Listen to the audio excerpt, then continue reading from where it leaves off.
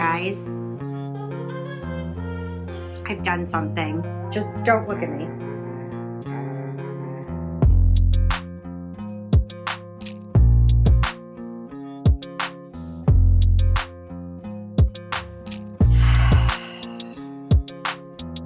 Hello, welcome back to my channel. No, your eyes are not deceiving you. Yes, these are new books, which means that after 2 incredibly strong-willed months, I officially have broken my book buying ban. And this is everything I acquired in my moments, because there were multiple moments of weakness. I don't have an excuse, okay? I did the best I could. I didn't buy a single book for 2 months. I ignored new releases. I ignored my social media. I did not walk into a single bookstore. Do you understand how difficult that is? Actually, that's a lie. I walked into 1 bookstore and I didn't buy a single book. Do you know how difficult that is? I did so well for so long, and I thought, I could keep this up. I could do this in September too. It'll be fine. I'm doing so well. Guess what? All of that was ripped away in an instant. It started with Barnes & Noble, which turned into Amazon and Shakespeare Co, and something from the UK, which really, no excuses. So here we are. There are over 20 books sitting here. I'm not sorry. And you're not going to judge me, because this is a judgment-free zone. And this makes me very happy. I plan to read everything in this book haul over the next 2 months. So I don't have any regrets. And I'm not judging myself. I am just going to move past it. Despite falling off the wagon, I may keep trying to attempt this book buying ban for the rest of the month. I know that I relapsed. It's very obvious. I know that I'm back to my one-day chip of not buying books. I understand that, but I don't have any regrets. I've done this, and now I'm going to live with the consequences. And those consequences are exciting new books to read. So can I really be mad? No, I can't. Welcome to my very first book haul on this channel. This is the first time there is evidence of my insanity, my mania, my chaoticness. Not my first book haul in my life. Believe you me, how do you think all this happened? But my first book haul on my channel. So let's get started. Let's start with Book of the Month. Now, this is not sponsored because I don't know if you've noticed, but I'm new here. I don't have sponsorships. Let's be honest with ourselves. I probably never will. But everybody and their mother is sponsored by Book of the Month. So I'm sure, I am positive you've already heard of this lovely company. So I have been a member of Book of the Month since 2017. So 6 years now. This was around the time that I got back into reading in my adulthood. I kind of forgot about how much I loved to read for a little bit during college and my early 20s. When I got back into it, this was one of the first things I did was sign up for Book of the Month, because I really didn't know new authors, new releases. I didn't know where to find things. So I got into this, and then I got into watching BookTube, and the rest is history. During my book buying ban, I did continue to get Book of the Month boxes because they were like already paid for, and it doesn't count. It's not like I was buying books. Right? So for this month, for the month of September, I chose a book called The Stranger Upstairs. I don't know anything about this. So this says, a gruesome history, a hostile neighborhood, a new owner with a shocking secret. Welcome to Blackwood House. So this, I believe, has to do with a haunted house. I could be wrong. Often I find books will claim haunted house vibes, and really there's a reasonable explanation for it, and it's more of a thriller than it is paranormal. So I don't know for sure. Maybe there was a murder, maybe there's some ghosts. I'm hoping. Come here, I'll let you in on a little secret. one of my videos in October is going to be reading haunted house books because they're some of my favorites. I'm going to try some new ones I've never read. I'm going to read some that I've read in the past again to see if I still like them. And I'm going to try to find the perfect haunted house book because it's very, very hard to find. I am determined to find the perfect haunted house book. So this will be part of that video. And we'll see if it's actually haunted. I also picked up Bright Young Women by Jessica Knoll. Jessica Knoll was the author of The Luckiest Girl Alive, which was ironically, one of the very first books that I read when I got back into reading as an adult. I think at the time it was super popular and I picked it up and I didn't love it. I didn't love it. This has to do with serial killers in the 1970s. So perfect vibes for spooky season.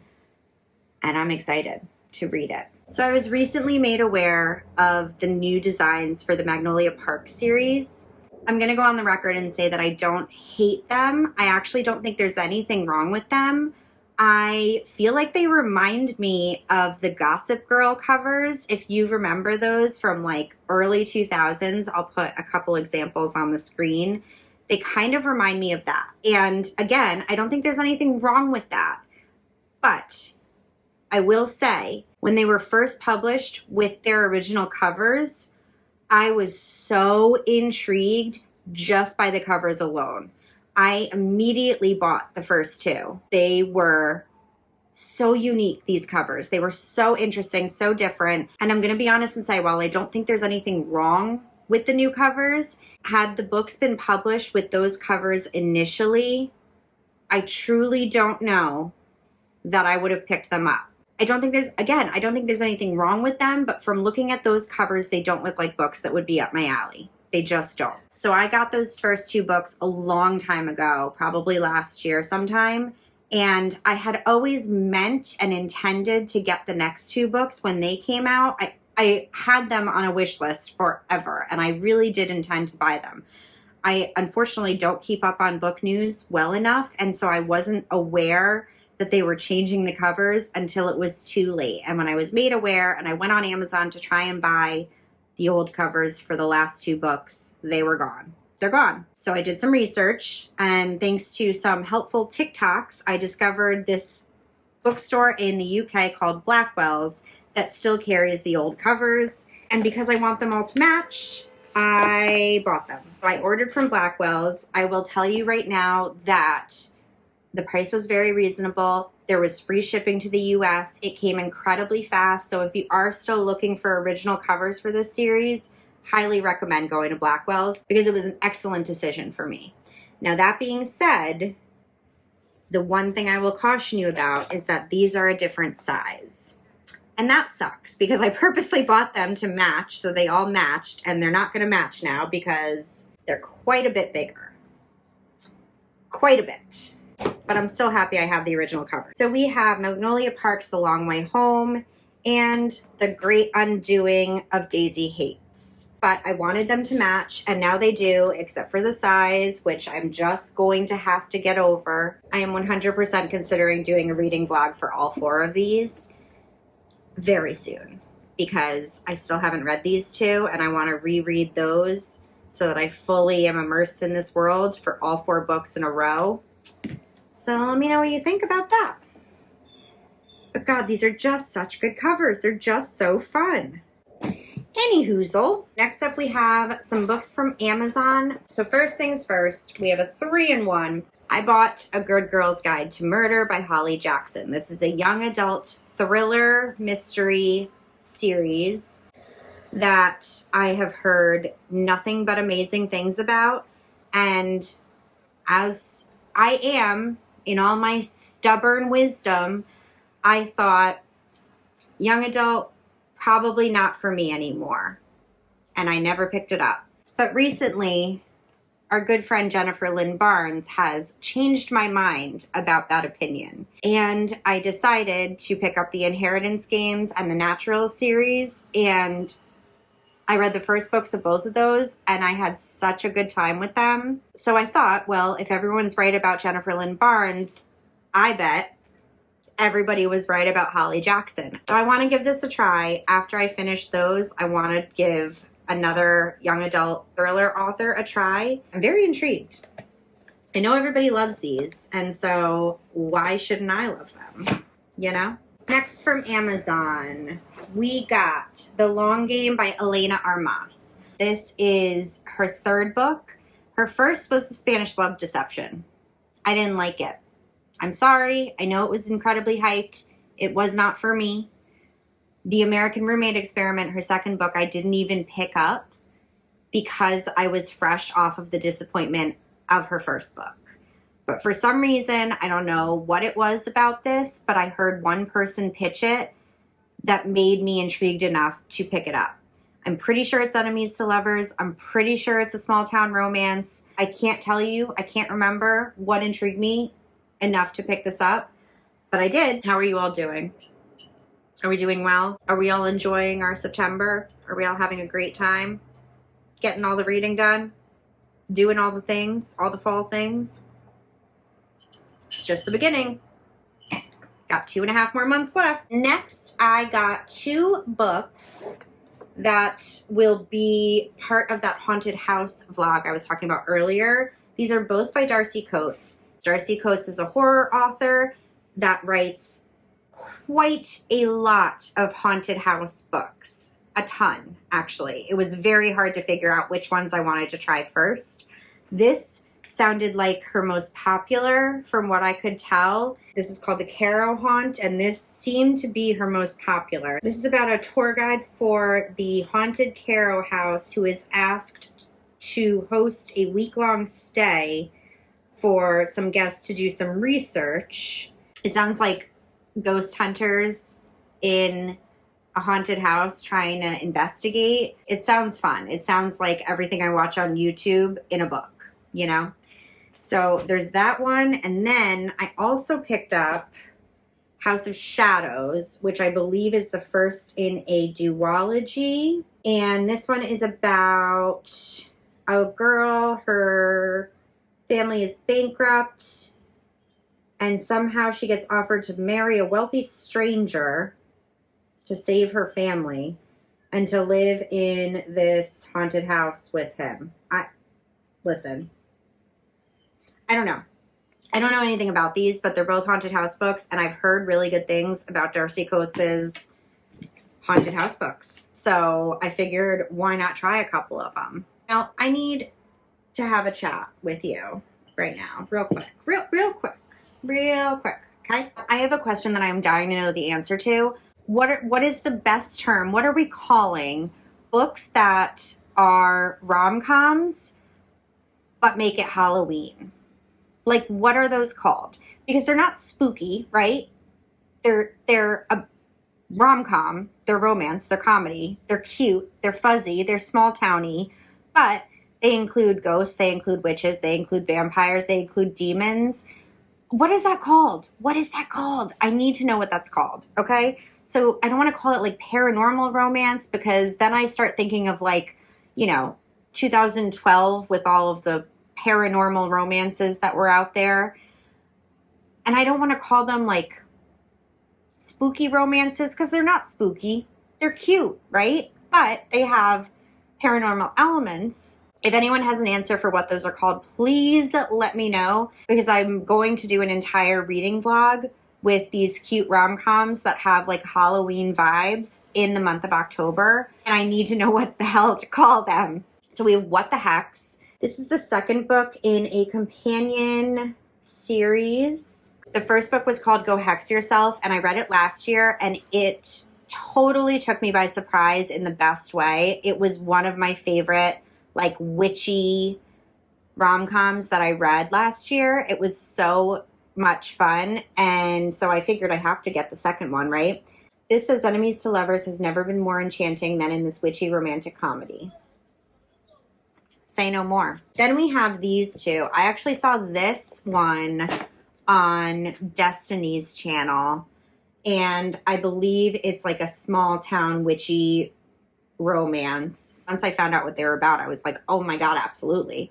So I guess this one follows someone who lives in a small town. She's a bookstore owner, And it turns out that she's a witch who did not pass this test years ago, and they wiped her memory. And there's a cranky yet gorgeous local farmer. I mean, great. Sounds great. Small town, big magic. Okay. And then this is the second book in that little companion series. This sounds similar. She left the small town of St. Cyprian and was stripped of her magic and banished from her home, but not stripped of her memories, it doesn't sound like. But she decides to return, and I have no idea. But I'm in. I'm all in. Another one that I don't know what it's about. This is called Happily Haunted Afters by Brittany Kelly, a romantic comedy. Nothing is spookier than a second chance at love. So this sounds perfect for fall. It sounds like best friends to enemies to lovers and a haunted hotel maybe? I don't know. Sounds fun. Sounds exciting. Sounds cool. Sounds good. And that man was definitely my type with the sunglasses and the button down that is missing a few buttons. And then the last Halloween-y rom-com that I got is one that everyone is talking about, and that is My Roommate is a Vampire. This is by Jenna Levine. This cover is so freaking cute. I love the little comic book character type art. I guess this girl Cassie is on the brink of eviction, and she moves into a too good to be true apartment in a beautiful Chicago neighborhood, but her new roommate is far from normal. He sleeps all day, is out on business at night, and talks like he walked out of a Regency romance novel. Okay, this sounds so cute. I hope he is a vampire, because I'll be so disappointed if he's not. If he's just a really weird, creepy dude who talks weird. So we are halfway there. What's left is some moments of weakness at physical bookstores. First of all, we have Assistant to the Villain. This I have been hearing about everywhere. I'm pretty sure it's a fantasy romance. It might even be a cozy fantasy. I keep hearing this book come up in random TBRs and videos and things, but I haven't actually seen anyone review it yet, so I'm a little bit nervous. But I happened to stumble across it sitting on a table, and it was marked 50%. And I was like, why not? Notorious high-ranking villain seeks loyal, level-headed assistant for unspecified office duties, supporting staff for random mayhem and terror and other dark things in general. Discretion is a must. Excellent benefits. This looks cute. It sounds cute. I definitely want to read it soon. I think I'm going to do a new release reading vlog, and this will be included in that. Next, we have Everything the Darkness Eats by Eric LaRocca. This is his newest book, and I've read a few Eric LaRocca books so far, but this one intrigues me specifically because it takes place in a small Connecticut town, which is where I grew up, in a small Connecticut town.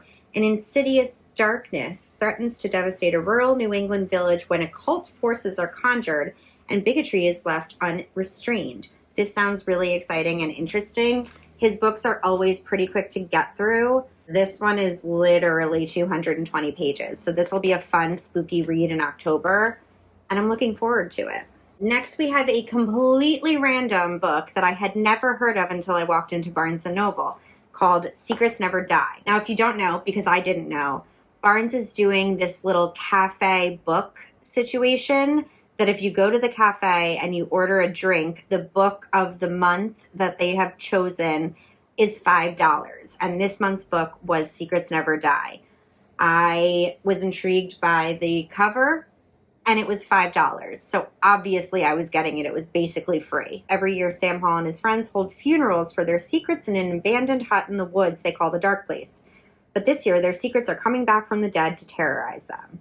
Sam is a former child star whose career went up in flames, literally, and no one, not even his best friend, knows why. His friends each hold a secret pertaining to that night, a secret they would all like to stay buried. Now someone from the past is blackmailing them with their dangerous secrets. So this sounds fun. This sounds like a fun time. And again, it was $5. So why not? Next from Barnes, we have With Love from Cold World. This is by Alicia Thompson, who wrote Love in the Times of Serial Killers. I love her covers. Again, we have like that comic book feel, and I just love her covers. So I read that book last year during the fall, and it was good. It wasn't like the best romance I've ever read, but I enjoyed myself for sure. This one's about a tourist destination that is always a winter wonderland located in Orlando, Florida, called Cold World. I think this girl is pretty tightly wound, and it sounds like her coworker, Asa, is more of like a go with the flow, relaxed type of person. And so they're definitely polar opposites, but they're tasked with coming up with a way to raise more revenue for Cold World.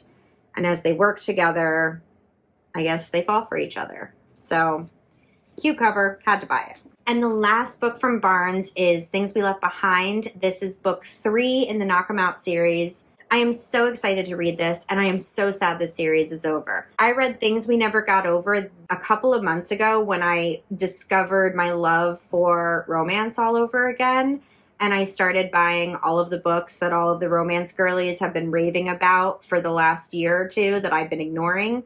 I read that, and I loved it. I loved it so much that I immediately bought the second book, and that one I didn't love so much. It wasn't anything to do with the plot itself. It was just those characters. I couldn't feel the connection to those characters for some reason. But the entire time that I read the first 2 books, I knew this last book was going to be about Lucian, who is the 2 brothers from those books' best friend, and very mysterious. He's very like Christian Grey-esque. He's very rich. He's very mysterious. He's very serious. But he's also like kind of always swooping in to save the day. He seems like he's very protective and defensive and cares about people a lot. He just seems dark, and I love it.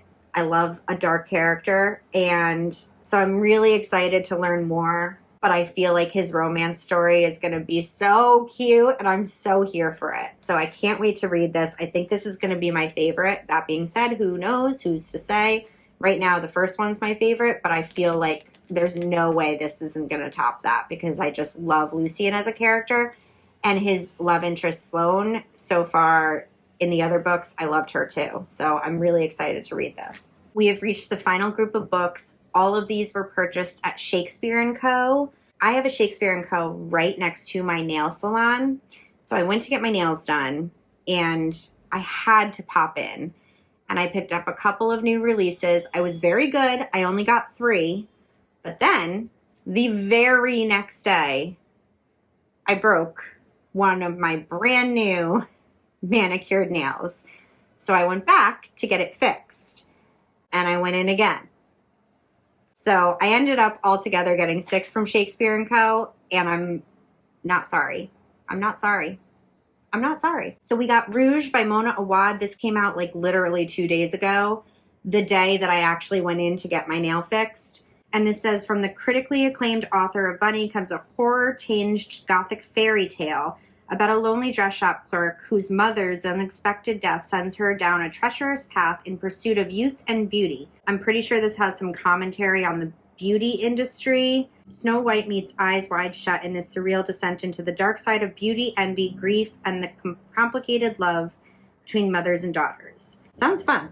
And when I picked it up, it was the release day. They actually had little signed book plates, which was so nice. So thanks, Mona. I'm going to stick this in here, and then I will have a signed copy. So there's that. Then I got One for My Enemy and Masters of Death by Olivia Blake. Now here's the thing. I read Atlas 6, which I know is incredibly popular, and I didn't like it. It had everything in the recipe to be a perfect book for me, and it just didn't work. And I don't know what that means. I don't know if that means that Olivia Blake's writing is not for me, or if that particular series wasn't for me.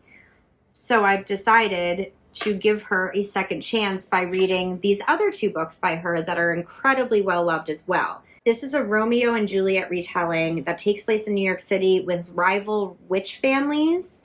And then this one is about a real estate agent who is also a vampire, and she is trying to sell a haunted house. I mean, like, That sounds perfect. Both of these sound great. So I'm really hoping that the Atlas 6 was just a fluke and that these two I end up loving because they're very popular books. She's a very popular author and I really want to be part of the in crowd. I really want to get it. And I just didn't get it with Atlas 6. So we're going to give these a try and see what happens. Next, we have Alice Feeney's newest release, Good Bad Girl. I am obsessed with this cover. Obsessed. If it weren't an Alice Feeney book, I still think I would have picked this up just based on the cover alone, even if this was an author that I had never heard of before. But I really do like Alice Feeney. I like almost all of her books have been wins for me, specifically Rock, Paper, Scissors and Daisy Darker, which were her most recent two releases. I loved. So I'm really hoping that this is going to be fun too. I don't really understand the premise of this and I don't really want to, but it has something to do with a baby being stolen 20 years ago, as well as a older woman in a nursing home now, and somehow those two things are connected. I don't know how, and I don't want to know. Then we have Mr. Magic. This is by Kirsten White, who wrote Hyde. Hyde is a tough book to talk about. From what I can tell, most people did not like that book. And I think everybody went into that book with such high expectations just because of the premise of that book. It sounded so interesting, so intriguing that I think people went in with very high expectations and a lot of people were let down by that. But that being said, I didn't hate Hyde. I didn't love it, but I didn't hate it at all, or at least not the way that some other people did. And this, first of all, this cover, oh my God.